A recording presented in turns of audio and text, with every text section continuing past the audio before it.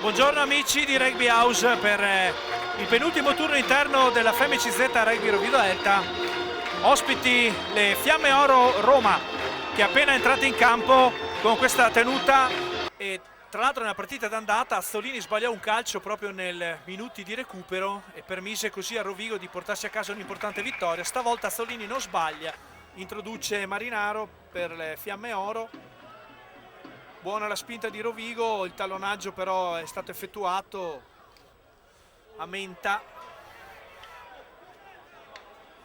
Mamma mia, ottima iniziativa da parte delle Fiamme Oro, ora con una ghiotta superiorità numerica a largo, e arriva la meta di Gasparini e adesso le Fiamme Oro passano a condurre da parte di Michael Azzolini, ex Accademia di Parma. E Azzolini, complimenti, centra i pali.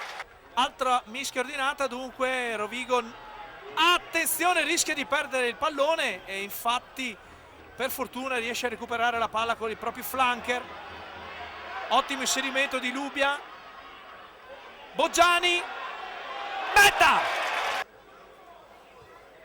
Arriva anche la conversione di Basson, in cui ancora non si è ben chiaramente capito chi Eccola. è più forte. Adesso Rovigo mi pare qui si è capito abbastanza bene, direi. C'è stato un notevole avanzamento e poteva essere una valida alternativa a questa scelta. Accipicchia! Grande calcio di Stefan al posto del numero 10 sulla penetrazione di Zitelli.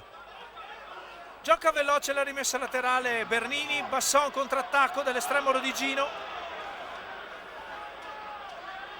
Questo probabilmente era un pallone da poter spostare perché fuori erano schierati i compagni di Stefan e c'era la possibilità di muovere il pallone. Seconda fase, Parker. Ci siamo avvicinati all'area di 22, cambio di fronte ancora con Rodriguez Tenga che trova un buon corridoio in diagonale. Frati.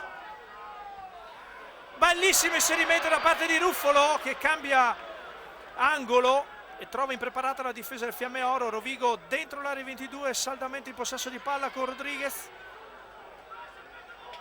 messo giù da Massaro. Ancora gli avanti del Rovigo in percussione, siamo lì, ora forse c'è Balboni se non sbaglio, fermato sulla linea di meta. Fratti sicuri ed è meta sul Mogliano, quindi il Rovigo a maggior ragione ha necessità di vincere questa partita. Arriva la conversione di Basson, Patrick Fapale al piede, Appenander alla caccia del pallone, arriva come un saltatore in alto Samuele Seno, che è entrato a posto di Bacchetti, e poi arriva Dubbi, diciamo al limite nell'ambiente, marcando due mete. Arriva questo splendido calcio di punizione di Stefan Basson, pesante o importante in rimessa, ma quello che fa senza palla vale abbondantemente.